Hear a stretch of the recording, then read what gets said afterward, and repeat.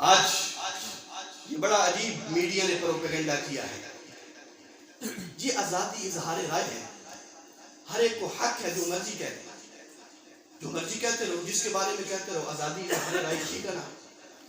تو اگر کسی نے تمہارے نبی کے بارے میں کہہ دیا تو کیا ہوگا؟ یہ پروپیگنڈا ہے، یاد رکھنا۔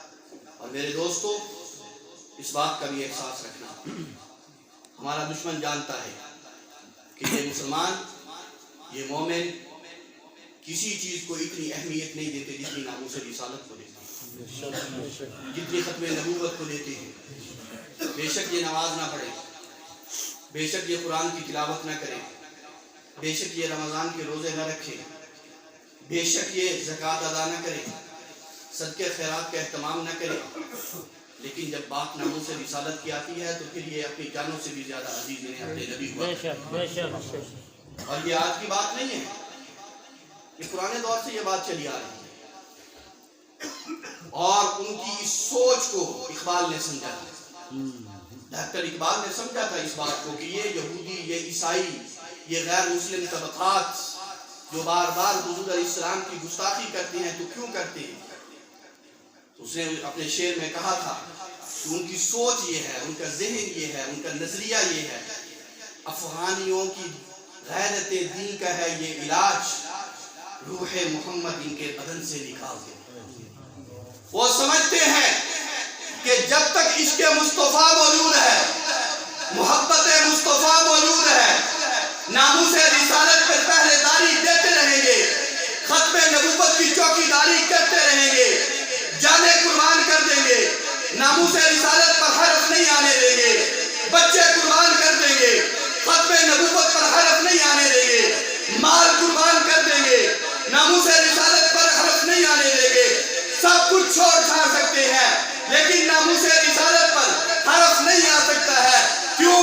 ان کا ایمان یہ ہے، ان کا عقیدہ یہ ہے، ان کا نظریہ یہ ہے، النبی اولا بالمؤمنین من انفسہم۔ جو مومن ہوگا، جو کلمہ پڑھنے والا ہوگا، جو نبی کا شیدائی ہوگا، اسے اپنی جان سے اتنا پیار نہیں جتنا حضور کی ذات سے پیار ہے، اپنی جان سے اتنا پیار نہیں جتنا حضور کی نبوت سے ہے، اپنی جان سے اتنا پیار نہیں جتنا آپ کی عزت سے ہے، اپنی جان سے اتنا پیار نہیں جتنا ختم نبوت سے ہے۔ یہ سب کچھ چھوڑ سکتا ہے، سب کچھ قربان کر سکتا ہے، سب کچھ داؤ پہ لگا سکتا ہے، لیکن ناموس رسالت کے لیے کوئی ساتھ بات نہیں کر سکتا۔ ایسا ہے یا نہیں ہے؟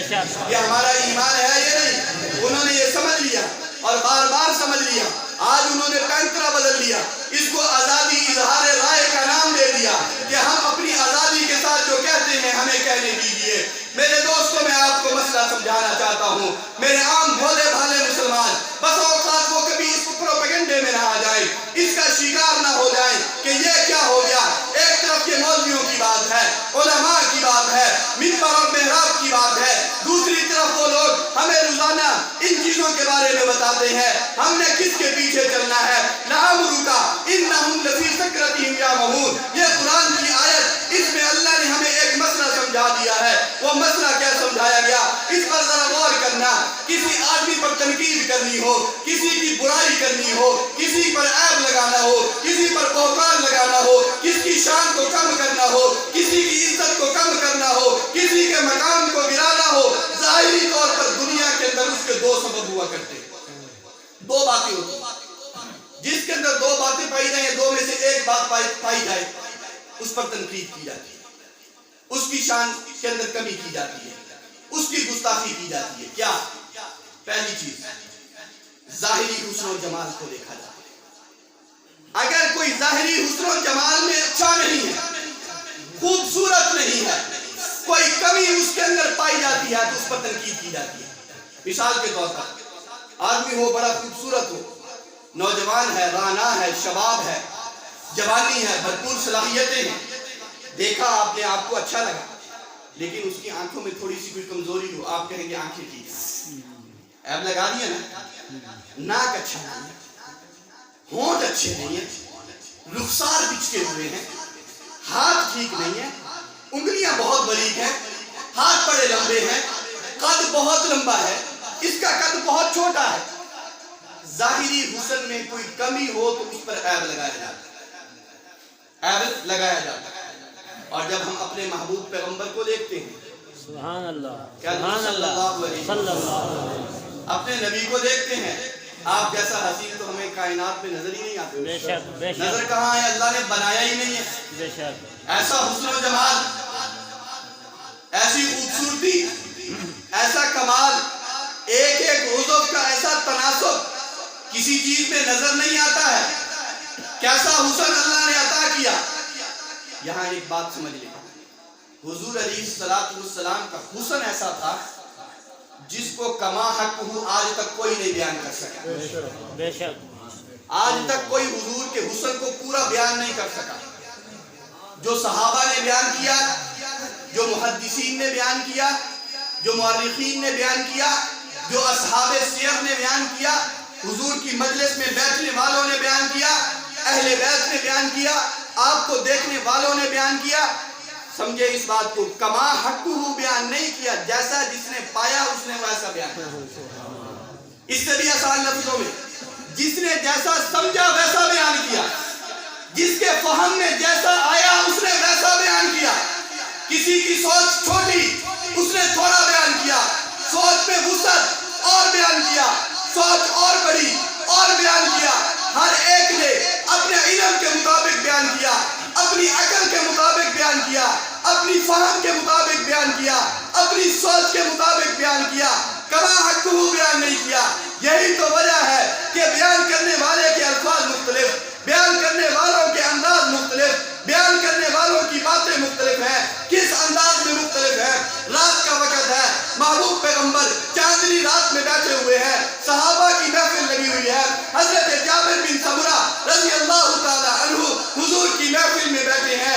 ایک نظر محبوب پیغمبر کے چہرے پر، ایک نظر آسمان کے چاند کے چہرے پر، کبھی اس کو دیکھتے ہیں، کبھی اس کو دیکھتے ہیں، وہاں بھی دیکھے جا رہے ہیں، یہاں بھی دیکھے جا رہے ہیں۔ محبوب پیغمبر نے پوچھا، جابر کیا بات ہے؟ کبھی اوپر دیکھتے ہو، کبھی نیچے دیکھتے ہو۔ فرمایا آسمان پہ آپ کا چاند چمک رہا ہے، مسجد نبوی میں آپ چمک رہے ہیں، میں اندازہ لگانا چاہتا ہوں اس کا حسن زیادہ ہے یا آپ کا حسن زیادہ ہے، اس کی روشنی زیادہ ہے یا آپ کی روشنی زیادہ ہے، اس کے اندر ٹھنڈک زیادہ ہے یا آپ پہ ٹھنڈک زیادہ ہے۔ میں فیصلہ کرنا چاہتا ہوں۔ محبوب پیغمبر نے پوچھا، بتا تو صحیح تو کس نتیجے پہ پہنچا؟ اس نے کہا، محبوب پیغمبر میں اس نتیجے پہ پہنچا ہوں کہ آپ کا حسن آسمان کے چاند کے حسن سے بھی زیادہ ہے، آپ اس سے بھی زیادہ حسین ہے۔ اسی کو کسی نے کہا تھا چاند سے تشبیہ دینا یہ بھی کوئی انصاف ہے؟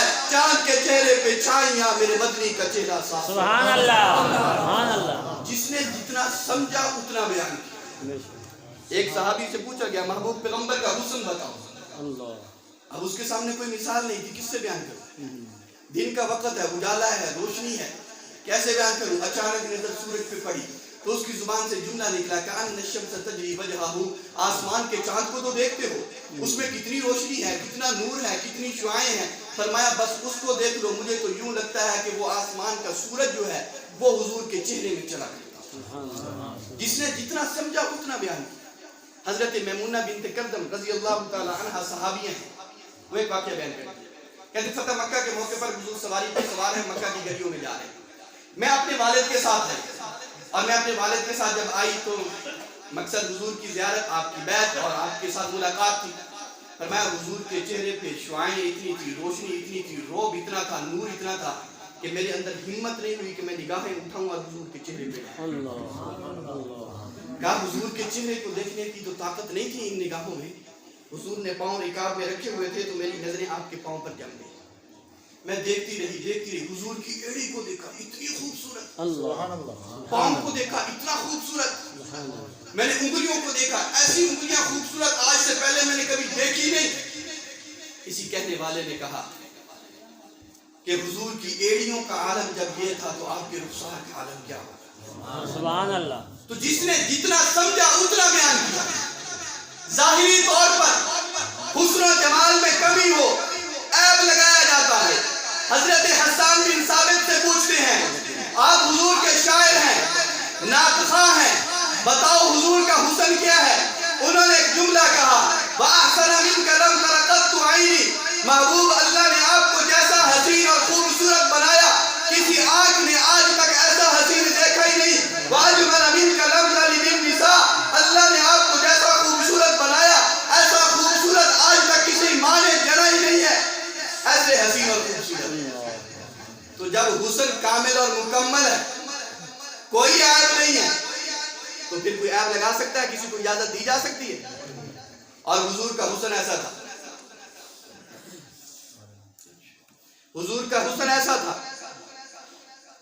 علماء فرماتے ہیں متناسب الاعضاء، کہ جس کی نگاہ پڑ گئی نا، آپ میں سے جتنے بھی حضرات بیٹھے ہیں، اکثر مجھے دیکھ رہے ہیں، میں آپ کو دیکھ رہا ہوں، آپ جب کسی کو غور سے دیکھیں گے نا، کوئی نہ کوئی عیب نکال دیں گے، کوئی نہ کوئی عیب نکال دیں گے. بھئی اس کا سر ٹھیک نہیں بنا ہوا ہے، اس کی پیشانی ٹھیک نہیں ہے، اس کا یہ ٹھیک نہیں ہے، اس کا وہ، کوئی نہ کوئی عیب نکال دیں گے.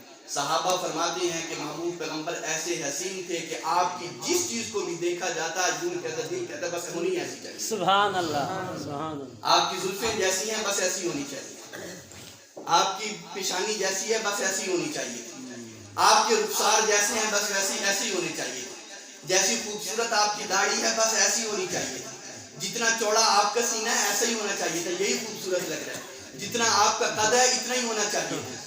اور حضور کے قد مبارک کے بارے میں حدیث پاک میں مختلف صحابہ نے تشریح کی، اور حضرت ام معبد رضی اللہ تعالی عنہ جس کی جھونپڑی میں آپ چند لمحوں کے لیے ٹھہرے تھے، اس نے عجیب نقشہ کھینچا ہے. فرمایا ایسا قد تھا حضور علیہ السلام کا، نہ بہت زیادہ لمبا نہ بہت زیادہ چھوٹا، آپ متناسب قد والے تھے. لیکن آپ کا معجزہ یہ تھا جب آپ صحابہ کے درمیان بیٹھتے تھے سب سے اونچے معلوم ہوتے تھے، جب صحابہ کے ساتھ چلتے تھے سب سے بلند قد والے معلوم ہوتے تھے. قد زیادہ بڑا نہیں تھا لیکن اللہ نے معجزانہ طور پر آپ کو یہ شان عطا فرمائی تھی. باقی صحابہ کے کندھے کے سر حضور کے کندھے کے برابر آتے تھے، آپ کا سر سب سے بلند ہوتا تھا. یہ حضور کی معجزانہ شان ہے.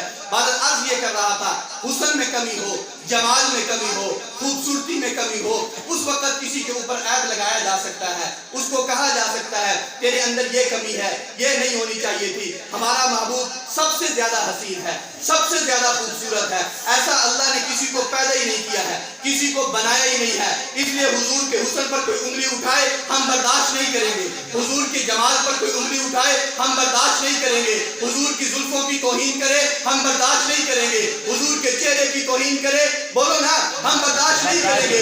حضور کے وجود کی توہین کرے ہم برداشت نہیں کریں گے، حضور کے سینے کی توہین کرے ہم برداشت نہیں کریں گے. بلکہ ہمارا تو یہ ایمان ہے حضور کی زلفیں بہت بلند ہے، حضور کا سر بہت بلند ہے، آپ کا چہرہ بڑا عالی شان ہے، آپ کا سینہ بہت بلند ہے، آپ کے ہاتھ بہت بلند ہے. ہم تو یہاں تک کہتے ہیں حضور کے قدموں میں آنے والا جوتا نہیں، اس جوتے کو لگے ہوئے ذرات کی بھی اگر کوئی توہین کرے مسلمان اس کو بھی برداشت نہیں کرے. بے شک، بے شک. ایسی حسین اور خوبصورت ان کی شان کے اندر گستاخی برداشت نہیں کی جا سکتی. دوسری بات، اگر کسی کے کردار میں کمی ہو، یاد رکھیں کردار میں کمی ہو، اخلاق ٹھیک نہ ہو، معاملات ٹھیک نہ ہو، کردار ٹھیک نہ ہو، پھر بھی اس پر تہمت لگائی جا سکتی ہے، عیب لگایا جا سکتا ہے، اس کی تنقید کی جاتی ہے. یہ سچ نہیں بولتا، بڑا جھوٹا آدمی ہے، بڑا فراڈی آدمی ہے، ایسا ہے ویسا ہے، 100 قسم کے عیب ہم نے دوسرے میں نکال دیا. اور کوئی ایسا نہیں ہے انبیاء کے علاوہ جو اپنے آپ کو معصوم کہہ سکے. حضور معصوم ہے، بلکہ خاتم المعصومین ہے، آپ کے بعد تو معصوم اور آ ہی ہو سکتا ہے. کردار کسی میں کمی ہو اس پر عیب لگایا جا سکتا ہے، لیکن حضور کا کردار کیسا تھا وہ سب کے سامنے ہے. کیسا کردار تھا؟ میں ایک بات ذکر کر رہا تھا. 40 سال حضور علیہ السلام نے مکہ مکرمہ میں گزارا، بچپن سے لے کر 40 سال تک مکہ مکرمہ میں گزارا. اور یہ وہ دور زندگی ہے جس میں اعلان نبوت نہیں ہے. پتہ ہے نا، اعلان نبوت 40 سال کے بعد ہے. توحید کا اعلان نہیں ہے، ابھی نمازیں فرض نہیں ہوئی ہیں، ابھی روزے فرض نہیں ہوئے ہیں، ابھی حج اور زکوٰۃ کے احکامات نہیں آئے ہیں، ابھی معاملات کے احکامات نہیں اترے ہیں، ابھی قرآن نہیں اترا، ابھی وحی کا سلسلہ شروع نہیں ہوا، ابھی جبریل امین کے آنے کا دور شروع نہیں ہوا. یہ اس سے پہلے کا دور ہے، شریعت سے آنے کے پہلے کا دور، وحی کے آنے سے پہلے کا دور، قرآن کریم کے نزول سے پہلے کا دور۔ اللہ تبارک و تعالیٰ کی طرف سے جب آپ کو حکم ہوا اعلان نبوت کا، اس سے پہلے کا یہ زمانہ ہے، 40 سال کا زمانہ ہے، ایک دن کی زندگی نہیں، 40 سال کی زندگی ہے۔ اور جب آپ اعلان نبوت کرنے کے لیے کوہ صفا پہ کھڑے ہوئے تو آپ کے سامنے کون لوگ تھے؟ یہ آپ کی طرح کا مجمع نہیں تھا کہ کوئی جو ہے یہاں سے دولت پور سے آیا، کوئی کسی گاؤں سے آیا، کوئی کسی قبیلے سے آیا، کوئی کسی خاندان سے آیا، اور بیان کرنے والا کسی اور علاقے سے آیا، نہ جس کی آپ سیرت کو جانے، نہ کردار کو جانے، نہ اخلاق کو جانے، نہ معاملات کو جانے، نہ جس کی صفات کو جانے، نہ جس کی ذات کو جانے۔ آپ کو کیا پتا میرا کردار کیسا ہے؟ آپ کو کیا پتا میرا اخلاق کیسا ہے؟ آپ کو کیا پتا میں معاملات کا کیسا ہوں؟ آپ نے ان لوگوں کے سامنے نہیں کہ جو اجنبی تھے، بلکہ اپنے خاندان کے سامنے، اپنے رشتہ داروں کے سامنے، اپنی قوم کے سرداروں کے سامنے، وڈیروں کے سامنے، جہاں پر رہے تھے انہی لوگوں کے سامنے کھڑے ہو کے حضور علیہ السلام نے ایک اعلان کیا تھا۔ آپ نے فرمایا فقط لبثت فیکم عمرا، او مکہ کے سرداروں، او میرے خاندان کے لوگوں، او میری برادری کے لوگوں، او میرے رشتہ داروں، او میرے علاقے کے لوگوں، اور صبح و شام مجھ سے ملنے والوں، اور میری خلوت اور جلوت کو دیکھنے والوں، میری بچپن، میری جوانی اور میری لڑکپن کو دیکھنے والوں، میری شادی اور معاملات کو دیکھنے والوں، لبثت فیکم عمرا، میں نے تمہارے اندر ایک لمبا عرصہ گزارا ہے، زندگی کا ایک حصہ گزار دیا ہے، 40 سال تمہارے اندر گزارے ہیں۔ اب حضور نے اپنی زندگی کا ایک دن پیش نہیں کیا ہے، ایک ہفتہ پیش نہیں کیا ہے، ایک مہینہ پیش نہیں کیا ہے، ایک سال پیش نہیں کیا ہے۔ آپ نے یہ نہیں کہا کہ میری پچھلے ایک سال کی زندگی کو دیکھو، میری ایک مہینے کی زندگی کو دیکھو، ایک ہفتے کی زندگی کو دیکھو۔ فرمایا نہیں، میں کھلا چیلنج کر رہا ہوں، میری 40 سالہ زندگی کو دیکھو اور پھر مجھے بتاؤ تم نے مجھے کیسا پایا ہے، میرا بول کیسا ہے، میری گفتار کیسی ہے، میرے معاملات کیسے ہیں، میرا اخلاق کیسا ہے، میرا کردار کیسا ہے، میری باتیں کیسی ہیں، میری رشتہ داری کیسی ہے، میں ہمسایوں کے ساتھ کیا سلوک کرتا ہوں۔ آپ نے اپنی 40 سالہ زندگی کھلی کتاب کی طرح اپنے ان لوگوں کے سامنے رکھ دی جو حضور کی زندگی کے ایک ایک لمحے کو جانتے تھے، اس سے واقف تھے۔ آج کس میں ہمت ہے کہ وہ لوگوں کے اندر کھڑا ہو کے یہ کہہ سکے کہ مجھے بتاؤ میں کیسا ہوں؟ یہ ہے کردار کی صفائی، معاملات کی صفائی، اخلاق کا بہترین پن، ایسی عظمت اور رفعت اور شان کہ کائنات میں کوئی ایسا نہیں ہے جو اپنی زندگی کو پیش کر کے کہے کہ بتاؤ میں کیسا ہوں۔ باوجود اس بات کے کہ حضرت موسیٰ علیہ السلام کو اللہ نبوت دے رہے ہیں، فرعون کی طرف بھیج رہے ہیں کہ جاؤ جا کے اس کو تبلیغ کرو، اس کو توحید کا پیغام سناؤ، وہ بھی کہہ رہے ہیں اللہ میں نے ان کا ایک آدمی قتل کیا تھا، ایک آدمی قتل کیا تھا، پتہ نہیں وہ میرے ساتھ کیا کریں گے۔